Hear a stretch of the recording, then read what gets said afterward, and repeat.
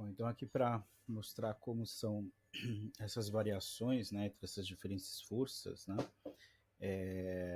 tanto polares como apolares e ligações de hidrogênio. Então aqui nós temos um gráfico, né, que apresenta os hidretos, né, hidretos dos calcogênios, né, oxigênio, enxofre, selênio e telúrio, né, os 7 porquinhos, né, ainda tem um polônio aqui que não aparece, e aqui também da família do carbono, né, os hidretos da família do carbono. Então aqui no caso, teoricamente, o que, que acontece? Nós temos uma série de moléculas polares, né, e aqui o que, que vai acontecer? Devido à água apresentar ligações de hidrogênio, né, ela tem um ponto de ebulição distoante dos hidretos do grupo dela, né, do grupo dos hidretos aqui dos calcogênios, tá certo? E aqui tem um fenômeno interessante também, né? Se a gente analisar aqui, por exemplo, na família do carbono, né, o que está acontecendo com o ponto de ebulição? Essas moléculas aqui são apolares, tá certo? Então, conforme vai caminhando aqui, está aumentando a massa molecular, ou seja, aumentando a, a polarizabilidade, tá certo?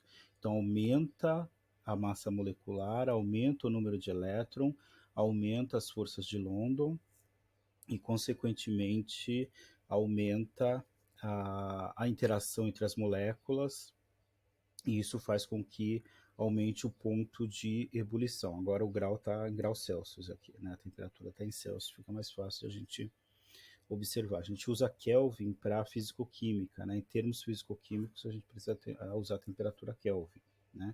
Mas no nosso cotidiano a gente usa mais a temperatura Celsius mesmo. Fica mais fácil a gente comparar com a temperatura do corpo, que atualmente agora no mercado sempre mede a temperatura do corpo, né? E você está mais acostumado. Mas aqui o que, que acontece? Conforme, aqui são moléculas apolares, né? A gente já viu que o metano é apolar, e todo aqui o hidreto de silício aqui, de germânio e de estanho, né? Todas essas moléculas seguem a geometria do carbono, né? Então é tetraédrico com 4 átomos iguais. Então, assim, essas moléculas são todas apolares, né? Então, o que vai influenciar aqui são as forças de London, né? Então, conforme aumenta a massa molecular, aumenta as forças, o número de elétrons, aumentam as forças de London, aumentam as interações intermoleculares e, consequentemente, o ponto de fusão e de ebulição, certo? Aqui no caso, são todos pontos de ebulição, né, que estão sendo esses pontos aqui, ok? E aqui a gente pode ver um aumento que é normal, tá certo? Já nos hidretos aqui, o que aconteceria? Conforme a gente desce aqui, são moléculas polares, e a gente desce na tabela periódica, né, vai diminuindo a eletronegatividade. Então, assim, o enxofre é menos eletronegativo que o oxigênio, o selênio é menos eletronegativo que o enxofre, e o telúrio é menos eletronegativo que o selênio. E, teoricamente, a tendência, né, se fosse só a polaridade da molécula, a tendência era ir diminuindo aqui o ponto de ebulição dessas substâncias, certo? Mas o que, que a gente tem que observar aqui, né? Primeiro, a ligação de hidrogênio, então tem tudo uma anomalia aqui nesse vermelho, tá certo? Primeiro, na molécula de água, nós temos ligações de hidrogênio, tá certo? Depois, nos outros 3 hidretos, né, que teria tendência, se fosse só a polaridade dessas moléculas, a tendência era ir diminuindo o ponto de ebulição, mas está aumentando, né? Por que que aumenta? Porque a polaridade, o momento de dipolo dessas moléculas vão diminuindo e vão ficando muito baixos. Consequentemente, se o momento de dipolo está muito baixo, eles não influenciam mais na variação do ponto de ebulição. E a partir desse momento aqui, o que vai começar a influenciar mais, ou ter mais peso para influenciar no ponto de ebulição e de fusão e de ebulição da substância, no caso específico a ebulição, serão as forças de London, né? Então, conforme vai descendo aqui enxofre, selênio, telúrio, vai descendo, vai diminuindo a polaridade, mas vai aumentando as forças de London. E as forças de London supera as, a, a polaridade dessas moléculas. São moléculas polares, com muito dipolo, que vai diminuindo cada vez mais.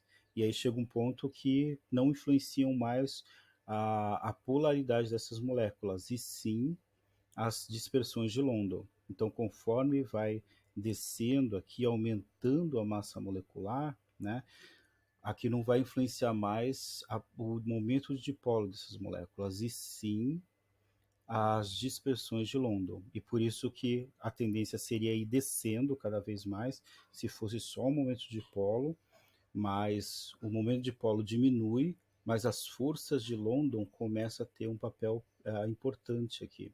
E aí começa a voltar a aumentar aqui o ponto de ebulição dessas substâncias, tá certo? Então, se for totalmente apolar a molécula, só serão forças de London que influenciarão. E é isso aqui está seguindo a tendência que a gente esperava, né? Conforme aumenta a massa molecular, aumentam as forças de London e aumenta o ponto de ebulição. Nesse caso aqui, ó, tá tudo contrário ao que a gente esperaria, né? Primeiro, molécula de água tem ligações de hidrogênio, então destoa aqui, né, o ponto de ebulição do grupo, tá certo? Depois, o que tenderia a diminuir, porque está diminuindo o momento de polo, está aumentando. Isso significa que o momento de polo já não é mais importante, a polaridade não é mais importante, e sim as forças de London. Forças de dispersão de London começam a aumentar significativamente. E aí começam a interagir aqui as moléculas não por causa da polaridade, e sim pelos momentos de polo instantâneo, ou seja, pelas forças de London. Ok? Então é bem interessante. Se eu não me engano, vai ter uma atividade do Chico com com isso aqui, tá certo? Eu já estou dando spoiler, espero que eu não estrague a brincadeira, né? Então aqui no caso, ó, nas ligações de hidrogênio, nós temos aqui a interação, né? O momento de dipolo, né? Momento de dipolo não. Os dipolos, os polos parciais, positivos e negativos. Então aqui o polo parcial positivo que forma sobre o hidrogênio vai interagir com o oxigênio, e aí terão interações aqui, né, entre moléculas de água, né, ou se a gente tiver moléculas de amônia também vai ter essas interações. E aqui o que acontece? A gente vai fazer um experimento semestre que vem, não sei como é que vai ser o, o semestre, né? Mas se tivermos laboratório, nós temos um experimento que é chafariz da amônia. E a gente vai ver a alta solubilidade do gás amônia. A amônia está no estado gasoso, né? A alta solubilidade da amônia na água, né? E isso causa um efeito bem legal, né? Da alta solubilidade da amônia. Então, moléculas gasosas, né? Que tenham dipolo, né? Elas são solúveis em água, né? Apesar que o oxigênio também do ar ele se dissolve pouco, porque ele é apolar, mas se dissolve um pouco na água devido à dispersão de London. Mas aqui a molécula de amônia, se tiver água ao redor, a água absorve totalmente essa amônia do ambiente, tá certo? Porque aqui a interação é interação de ligação de hidrogênio, então a amônia tem uma alta afinidade pelas moléculas de água, ok? Algo interessante, deixa eu ver, não tem mais coisas aqui. Algo interessante, né? Tem um artigo na Química Nova na Escola, acho que vou até mostrar para vocês, se vocês se interessarem, dar uma pausa. Tem esse artigo aqui, na Química Nova na Escola, Conceitos Científicos em Destaque, que dá um apanhado bem profundo só sobre a molécula de água, né? O significado das fórmulas químicas. Então, H2O para água, quais são os significados, né, inclusos aqui no conceito da molécula de água, e as anomalias, as formas diferentes, né? Um artigo curtinho, né, do Mortimer, inclusive, né, que é um professor que vocês vão ouvir falar muito, no nosso curso, que é da UFMG, ele já é aposentado, né, mas tem livros de ensino médio publicado, tem livros, tem artigos científicos, tem livros também científicos, né, no ensino de química, né? E aqui esse artigo é bem legal, e aí tem outros artigos também, vários artigos que falam sobre a água, né, na Química Nova na Escola, né, então o tema água, a poluição da água, química ambiental, tratamento de água, né, então assim, o Química Nova na Escola também, acho que é um artigo, se não usaram, vocês vão usar bastante, né, e ele fala bastante sobre a água, mas eu gosto bastante desse artigo, não sei se tem outros, né, que fala sobre a influência da estrutura e da explicação e dos efeitos da molécula de água, né? Dessa substância tão importante e tão intrigante, tem vários aspectos ah, interessantes na molécula de água. Né? Voltando para lá para a nossa aula, nós temos então que a molécula, uma anomalia, né, interessante da molécula de água é que assim, quando ela está no estado sólido, ela se organiza melhor, né? E aí, nesse caso, elas vão ficar aqui, acho que tem uma estrutura sólida da molécula de água aqui, ó. Elas ficam alinhadinhas uma com a outra, e nesse caso, quando ela está no estado sólido, foram até cristais, né? A neve aqui, os cristais de gelo também são bem bonitos, né? Que ela consegue se arranjar e se conformar, né? Tem até explicações místicas, né, sobre os cristais, né, de água, né, conforme se você está bravo, se está feliz, né. Eu acho que alguns pesquisadores japoneses fizeram a imagem da cristalização da água dependendo do efeito de uma música também, né, os diferentes cristais formados pela água, bem interessante. Mas aqui quimicamente falando, elas se arranjam, né, de maneira perfeita, e aí acaba, quando ela está mais organizada, elas ficam mais distantes uma das outras, né? Quando elas estão no estado líquido, elas se interagem mais, né? E o espaço entre elas diminui, tá certo? Então, dentre as substâncias, a água, não sei se é a única, né? Mas dentre as mais comuns é a única, né? Não sei se tem outras substâncias que têm esse comportamento também, mas a molécula de água, quando ela está no estado sólido, ela se organiza melhor e ela se afasta um pouco mais, né? Elas estão lá no oba-oba, elas estão mais próximas uma da outra, né? Geralmente no estado sólido, os átomos, né, as moléculas estão mais juntas. Na molécula de água, ela se organiza e ela fica mais distante. E por isso que no estado sólido, quando a gente tem gelo, o gelo boia na água, né? E aí a densidade da água, como elas estão mais afastadas, né? No estado sólido ela vai ter uma densidade menor do que no estado líquido. E por isso que o gelo boia, né? Ou flutua, né? Melhor dizendo, flutua. E aí, no caso, as outras substâncias, por exemplo, o metal, né? Alumínio, quando está sendo sintetizado, o ferro, né? Quando está sendo sintetizado, quando passa para o estado sólido, eles afundam, porque eles ficam mais próximos, né? E aí, no caso, a densidade diminui e eles afundam, tá certo? A molécula de água, ao contrário, ela se organiza melhor, né? Fica mais bonitinha, né? Faz um balé aquático, né? E aí, no caso, elas ficam mais bonitinhas, se arrumam, né, para foto, ficam paradinhas, e aí, nesse caso, elas ficam mais distantes uma da outra, né? E aí a densidade diminui e, no caso, elas flutuam no seu líquido. Então, o gelo, quando a gente coloca na água, ele boia, né? Diferente das outras substâncias quando estão no estado sólido, certo? Então, aqui é uma propriedade interessante da molécula de água. Então, além de dissolver, né, o seu chamado solvente universal, né, dissolver a maioria dos compostos polares, né, ou iônicos, né, ela também, quando ela interage com ela mesma, né, no estado líquido ela interage fortemente e no estado sólido ela se organiza totalmente também, formando os cristais de água ou gelo, certo? Bom, aqui no caso, então, né, nas ligações de hidrogênio, né, são responsáveis pela flutuação do gelo, né, os sólidos são normalmente mais unidos do que os líquidos, né, portanto, os sólidos são mais densos do que os líquidos, né. O gelo é ordenado com uma estrutura aberta para otimizar o hidrogênio. Consequentemente, o gelo é menos denso do que a água, né?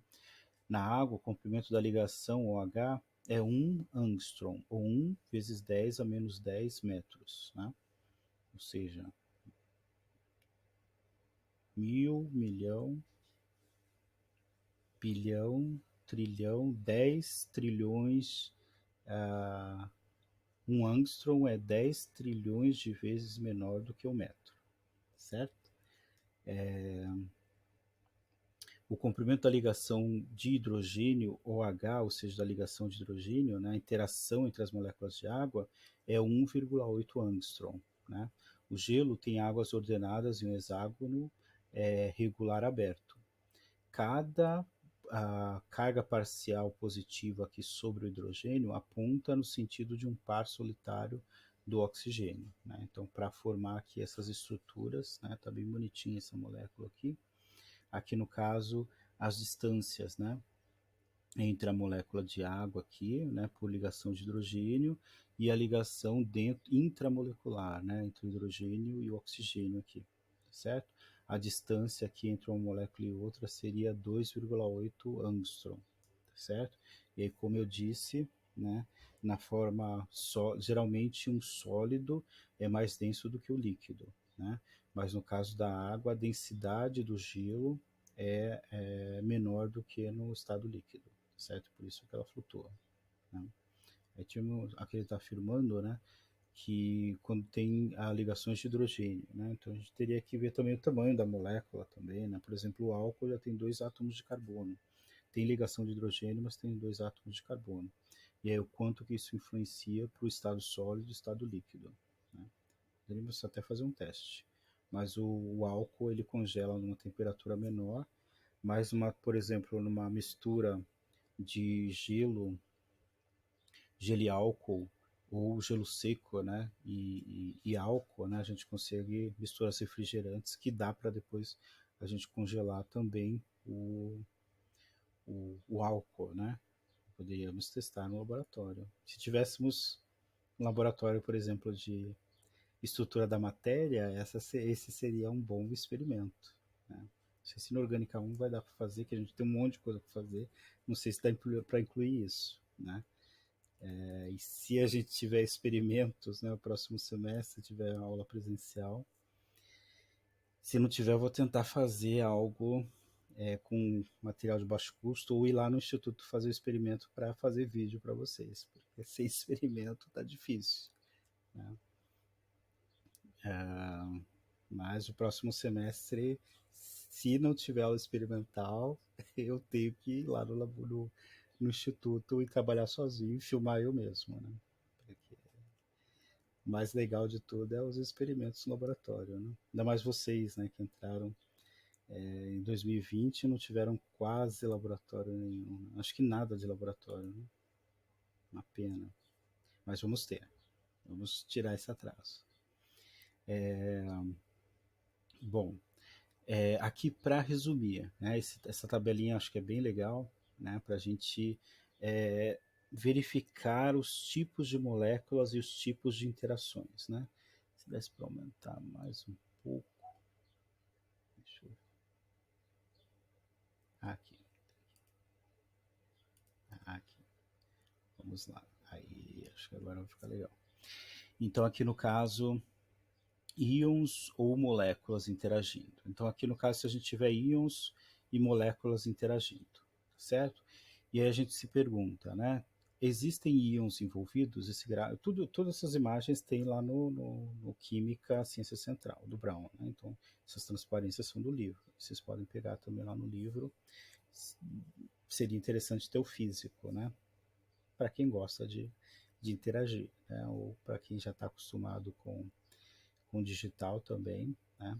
É legal ter nas mãos, ou vocês mesmos desenharem, né, esse gráfico, ou fazerem o próprio gráfico de vocês, né, do jeito que vocês se interessarem, ou começar a desenhar as moléculas também, né? Mas aqui existem íons envolvidos, vamos supor que seja uma molécula neutra, que não tem carga, então não tem íons envolvidos, tá certo?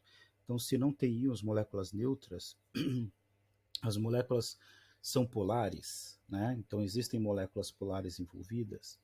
Se são apolares, né, então vai cair nesse caso aqui. Então as forças de interação são apenas forças de London, né, de polos induzidos, tá certo?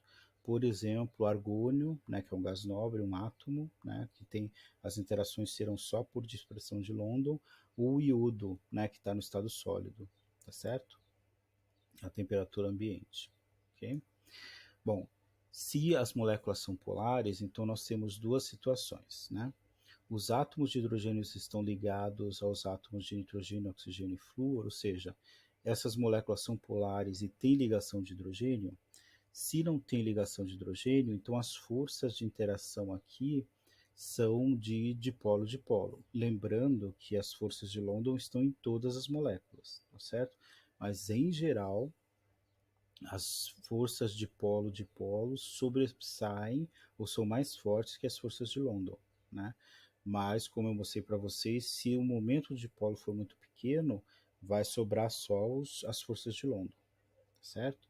Então, aqui, se elas são polares e não tem ligação de hidrogênio, as forças de interação são do tipo dipolo-dipolo.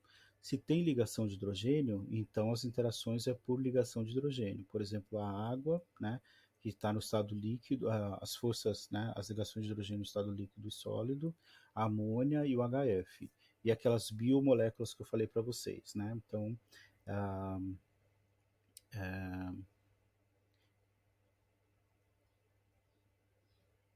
eu esqueci como é que é o nome da biomolécula, né? Mas assim, então nós temos o DNA, aminoácidos, né? Aminoácidos, né?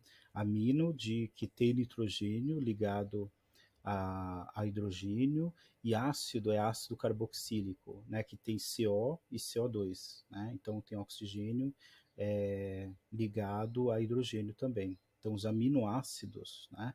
Então é aminas e ácidos carboxílicos, né? E aí os dois apresentam hidrogênio ligados a nitrogênio e ao oxigênio, tá certo? Então, principalmente essas moléculas que contêm nitrogênio e oxigênio ligado ao hidrogênio apresentam ligações de hidrogênio. E a maioria das biomoléculas, né, proteínas, né, o DNA, as células, né, todas essas moléculas, né, biomoléculas apresentam nitrogênio e oxigênio ligados a hidrogênio, ou seja, a nossa pele, né, se constitui de ligações de hidrogênio, né? Se não fossem as ligações de hidrogênio, a gente se dissolveria, né, totalmente. Então, o que mantém a gente unido, né, além dos nossos ossos, né, que aí no caso são sais, né, de fosfato de cálcio e fluoropatita acho que é só nos dentes, né, mas é fosfato de cálcio que são os ossos, né, junto com as células, então são células ósseas, né, nos ossos, né, tem a parte orgânica, mas tem a parte inorgânica que é o fosfato de cálcio. E aí nós temos a nossa pele, né, ou todos os nossos órgãos que são constituídos desses aminoácidos, né? E aí tem um pouquinho de enxofre também, né? Tem vários elementos, né? Na bioquímica vocês vão aprofundar, né? Antigamente eu não gostava muito de bioquímica, hoje em dia eu acho fascinante, né? Depois que a gente começa a entender mais a química, quando passa do difícil para o interessante, fica mais legal, né? E aí quanto mais legal, mais a gente fica mais interessado em estudar, né? Então, se a gente cair naquele limbo de, ai, que difícil, não sei o quê, eu sei que é muito trabalho, né? Já passei por isso, mas quando a gente passa desse nível de eu tenho que estudar pro, que legal que é estudar isso, né? As coisas ficam muito mais fáceis, né? De entender e de aproveitar o curso também. Bom, aqui no caso, se a gente tem as interações, se envolve íons, tá certo? Aí existem moléculas polares e íons presentes, né? Então, se existem moléculas, né, polares e íons, então nós temos as forças íon dipolo, né? Como, por exemplo, o sal, aqui está o KBr, mas poderia ser o NaCl, né? O cloreto de sódio, né, dissolvido em água, ok? E, por outro lado, se não existem nessas moléculas, nós temos lá os íons apenas, né? Então, nós temos as ligações iônicas, né? que nós já vimos e vamos nos aprofundar na química inorgânica, né? Então, interação entre cargas, né? Então, nós temos o cloreto de sódio, o nitrato de amônio, então, geralmente compostos iônicos, né, formados por sais, né? Então, interação iônica, né? No caso, se a gente não tem moléculas envolvidas aqui, né? E aqui no caso, por exemplo, o nitrato de amônio. Dentro do amônio, né, nós temos ligações covalentes. Então, o amônio seria uma molécula iônica, tá certo? Então, aqui no caso, uma molécula que tem carga, né? Aqui no caso, átomos, né, com carga, Na+, Cl-, e aqui no nitrato de amônio, na amônia, né, quer dizer, no amônio, né, é uma molécula iônica com carga negativa e o nitrato é uma molécula iônica com carga negativa. Então, é uma molécula aniônica e uma molécula catiônica aqui, tá certo? Então, tem ligações covalentes aqui dentro, só que tem carga positiva e negativa, né, que são cátions e ânions, ok? Como a gente viu lá na nomenclatura, em inorgânica também, a gente se aprofundou um pouquinho, né, nas estruturas de Lewis, mas a gente vai se aprofundar um pouquinho mais em inorgânica 1, né, sobre as ligações iônicas, ligações covalentes, ligações metálicas, certo? E aí colocar um pouquinho mais de teoria para tentar entender um pouquinho mais essas estruturas. Bom, então é isso, né, para essa aula. Agora eu vou passar rapidamente as outras transparências só para falar sobre as outras consequências dessas interações, né, das forças intermoleculares, as interações moleculares por forças intermoleculares, né? Então nós temos o conceito de viscosidade, né, que, por exemplo, um líquido viscoso é quando ele escorre com mais dificuldade ou menos dificuldade, né? Por exemplo, quando vai preparar uma tinta, né, a tinta tem uma viscosidade correta, né, para ser utilizada, né? Até na pintura artística mesmo também, eu tive muita dificuldade com isso, de saber a viscosidade certa, né, para pintar um quadro, né? Você precisa saber, dependendo da viscosidade, você quer fazer um quadro, né, mais liso, ela tem que estar com a viscosidade baixa, né? Ou seja, bem fluida, né? Quando você precisa fazer impasto, né, aquela coisa mais artística, fica muito mais legal, né, quando ela está bem quase sólida, né, aí ela precisa aumenta essa dificuldade de escorrimento, né, que seria a viscosidade, né? Então, viscosidade é a resistência de um líquido em fluir, ok? Então, quanto maior a interação entre as moléculas, maior vai ser a viscosidade, certo? Outro fator aqui também é a tensão superficial, né? Então, o que, que vai ser a tensão superficial? Não sei se vocês já viram esse fenômeno, né? Mas assim, por que que tem alguns bichos, né? Alguns animais conseguem andar em cima da água, a folha quando cai em cima da água, ela fica flutuando, né? Parece que tem uma película, né? Na realidade é quase como se fosse uma película. Eu vou passar rapidamente, né? Então, a viscosidade aqui, conforme aumenta a interação, né? Aumenta a viscosidade, e aqui no caso, né, no seio da solução, as forças de atração estão sendo distribuídas por várias moléculas, né? Mas na superfície nós temos menos moléculas para interagir. Então, na superfície, a interação aqui, como não tem moléculas acima, né, a interação aqui, a distribuição da energia vai ser entre um número quase metade da quantidade de moléculas, né? E aí isso faz com que as forças de atração sejam maiores na superfície do que no centro da solução, certo? E isso que gera aqui a tensão superficial. Então, quanto maior a interação entre as moléculas, né, as forças intermoleculares, maior vai ser a tensão superficial também, ok? Isso dá para ser medido no laboratório também, né? A gente fez em fisicoquímica, né? E aqui também as mudanças de estado, né? Então, para as mudanças de estado sólido, líquido e gasoso, né? Nós temos aqui do líquido para o gás, do gás para o sólido e assim por diante. Tem os nomes, né? Aqui ele está chamando de deposição do gás para o sólido, sublimação do sólido direto para o gás, aqui a vaporização e a condensação, e aqui a fusão e o congelamento, tá certo? Então, esses transições entre os estados físicos, né? E isso vai depender o ponto de fusão e de ebulição vai depender, como a gente viu, das forças interativas, certo? Quanto maior a força de interação ou as forças intermoleculares, maior será o ponto de fusão e de ebulição. E na físico-química isso está relacionado aqui com o ΔH, né? Qual que é a energia necessária para sublimar, para vaporizar, para o derretimento, deposição. Então nós temos todos esses ΔHs que vocês, se não viram, vão ver, né? Mas estão vendo talvez em Química Geral 2, mas vão aprofundar também em Físico-Química, né? Tudo que envolve energia, né, principalmente energia térmica, tem ΔH, tá certo? Então aqui, por exemplo, para sublimar, eu tenho uma energia necessária de sublimação, então ΔH de sublimação, né?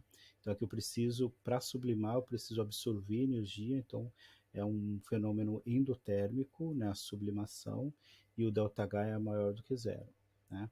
Para deposição, por exemplo, eu preciso perder energia, né, para ele passar do estado, acho que deposição é um nome novo, né, mas teoricamente alguns livros chamam de sublimação os dois processos.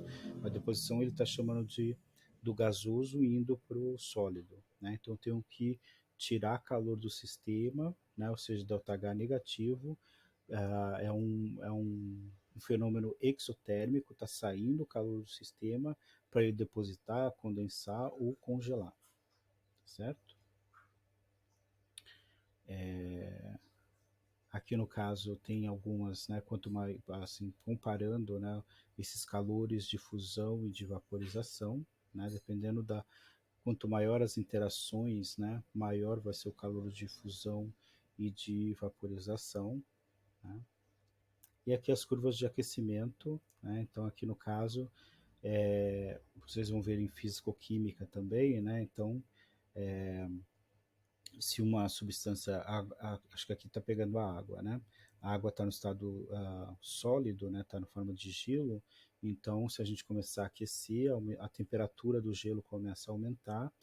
Quando chega no ponto de fusão, ela começa a derreter, tem uma mistura água líquida e gelo, a temperatura se estabiliza em 0 graus, né? Se for na CNTP, tá certo? Temperatura e pressão é, ambientes, ou seja, pressão ao nível do mar, né? Então aqui no caso ela vai entrar em fusão a 0 graus e permanece constante a temperatura. Passou tudo para o estado líquido, começa a aumentar a temperatura de novo, até chegar a 100 graus. Quando chega em 100 graus, a temperatura se estabiliza até, e se tiver no sistema fechado, né, até a água passar para o estado de vapor. Passando para o estado de vapor aqui, né, aí o gás ele começa a aumentar a temperatura de novo, tá certo? Então tem essas curvas padrões, aí tem a mistura, né, que aí isso aqui não vai ser constante, mas se for uma substância pura, quanto mais puro, menor vai ser aqui a variação da temperatura quando estiver é, no estado de transição entre o sólido e o líquido e gasoso, tá certo? Bom, aqui não vou falar muito disso, né? Pressões e temperaturas críticas, a pressão de vapor, né? Aqui para um líquido, né, volátil, né? A pressão de vapor, se eu pegar, por exemplo, etanol, né, colocar num recipiente fechado, o que vai acontecer com o tempo? Parte desse líquido vai passar para o estado de vapor. Por isso que quando a gente abre um frasco de álcool, a gente sente o cheiro de álcool, porque ele evapora, né? Mesmo não estando a temperatura ambiente. A água também, né? A gente tem água no estado gasoso, a umidade, né, tá alta ou tá baixa, mesmo tá no estado gasoso, mesmo não estando a 100 graus, né? A gente parece que está a 100 graus, mas não está. Mesmo assim, a gente tem água no estado gasoso, né? E abaixo da temperatura de ebulição, assim como outros líquidos, né? Então a gente chama de líquido volátil, né? Quanto mais volátil, né, mais ele passa para o estado de vapor aqui, né? Espontaneamente, mesmo não alcançando a temperatura de ebulição, tá certo? E aí esse vapor gerado aqui, ele vai gerar uma pressão, por isso que aqui tem um tubo com mercúrio, né? E o mercúrio ele é deslocado aqui, mostrando que está aumentando a pressão aqui dentro do recipiente, né? Por causa que esse líquido está entrando para está passando aqui para entrar em equilíbrio, né? Ele precisa de um pouco de gás ao redor dele e ele gera uma certa pressão ali, certo? E aí o que acontece, né? Só para contextualizar a nossa aula aqui. Quanto menor as interações entre as moléculas, né? Quanto menores as forças intermoleculares, né? Maior será a pressão de vapor. Ou seja, mais fácil será que, se elas estão bem unidas, né? Tem alguns líquidos que não são voláteis, né? A maioria são, mas alguns líquidos não são voláteis porque eles têm uma interação muito forte, né, dentro do líquido, certo? Mas aqui, por exemplo, ácido sulfúrico, né? Sulfúrico ele não é volátil, certo? O HCl ele já é volátil, né? Mas aqui nesse caso, quanto menor as interações, mais fácil vai passar, né, do estado líquido para o gasoso, mesmo não estando a temperatura de ebulição, tá certo? E aí, quanto menor as interações, mais fácil vai ser passar para o estado de vapor, e quanto mais fácil for passar para o estado de vapor, maior vai ser a pressão de vapor aqui gerado, tá certo? Então, por isso que vem esse termo pressão de vapor de um gás, né? É a facilidade com que esse gás passa para o estado de vapor, mesmo não alcançando a temperatura de ebulição, né? Estando uma temperatura abaixo, e quanto maior a temperatura, maior vai ser essa pressão de vapor também, né? Mais vai passar do estado líquido para o estado gasoso, ok? Deixa eu ver se tem mais alguma coisa. Pressão de vapor. E diagrama de fases. Vou falar só rapidamente diagrama de fases, né? É um diagrama que mostra aqui os estados físicos da matéria, né? Então, para cada substância tem um diagrama de fases, que a gente pode mostrar a substância, a temperatura em relação à pressão. Conforme a gente diminui, né, a temperatura, né, mais fácil é passar aqui do estado gasoso para o sólido ou do estado gasoso para o líquido. Aqui, por exemplo, se a gente tiver a 25 graus Celsius, né? Então aqui geralmente passa primeiro para o estado líquido, né? Diminuindo a temperatura a uma pressão constante, certo? Então aqui, por exemplo, a pressão a 1 atm, deve estar aqui em cima, certo? Para água, por exemplo. Então aqui, esse aqui eu acho que é do CO2, mas a gente vai extrapolar para a água. É um pouco diferente, cada substância tem um diagrama, né, de fases diferentes. Mas vamos pensar que seja água aqui, que não é, mas vamos pensar. Então aqui há uma pressão constante a 1 atm, né, vai estar aqui um risco aqui nesse sentido. Nós temos um ponto aqui a uma alta temperatura e a substância, a água, né, está no estado gasoso. Conforme a gente abaixa a temperatura, ela passa aqui e fica em equilíbrio o líquido-vapor, né? O líquido-gás, e aí quando a gente abaixa mais a temperatura, passa para o estado líquido. Aí vai diminuindo a temperatura e vem para essa divisão aqui, que seria o líquido sólido, tá certo? E conforme abaixa a temperatura, né? É, aí passa para o estado sólido a uma pressão constante, tá certo? Ou se, por exemplo, a gente tiver uma, uma substância no estado sólido, tá certo? E aí, no caso, a gente vai diminuindo a pressão. Há uma temperatura, temperatura ambiente, por exemplo, a gente vai diminuindo a pressão. Então, conforme diminui a pressão, só, né, se tiver um recipiente fechado e puxar um êmbolo, né, dependendo da substância, ela pode aqui passar para o estado líquido, e alguns processos na indústria é feito desse jeito. Por exemplo, diamante, né, diamante artificial é feito desse jeito. No estado sólido aqui, se a gente diminui a pressão, né, e ela tende a passar para o estado líquido, e depois diminuindo cada vez mais a pressão, ela passa para o estado gasoso. E aí tem vários processos, né, que a gente pode fazer uma triangulação, né, passar por, e purificação de substâncias também, né? Passar do sólido para o líquido, diminui para o gasoso e volta para o gasoso direto para o sólido e assim por diante. Então dá para brincar bastante com esses diagramas de fases aqui, ok? Mas é só para vocês terem uma ideia de diagramas, né? Em físico-químico, ó, esse aqui é o da água, né? E aqui esse aqui é o do CO2, né? Por isso que eu falei que esse é do CO2, né? O típico de molécula perfeita, né? De gás perfeito, ou de moléculas com comportamento perfeito. E aqui a água não, né? A água tem um comportamento diferente, né? Porque no estado sólido ela tem uma densidade menor, né? E aí tem um comportamento diferente. Mas esses são os diagramas, né? Para a água e para o CO2, ok? Mas dá para aprofundar em físico-química, né? A gente não vai aprofundar, é só para mostrar. E aqui os sólidos, né? Sólidos iônicos e metálicos a gente vai ver é, já mostrei um pouquinho algumas outras transparências, né? Mas a gente vai aprofundar esses conceitos de sólidos metálicos e sólidos iônicos em Inorgânica 1, né? Que é bem legal também, mas não vai ser agora que vocês vão ver esses sólidos iônicos, certo? Então, é isso, né? Ah, nossas forças intermoleculares, e aí eu espero que vocês aproveitem, né? São conceitos importantes aqui que a gente tratou, e aí eu espero que vocês estudem, né?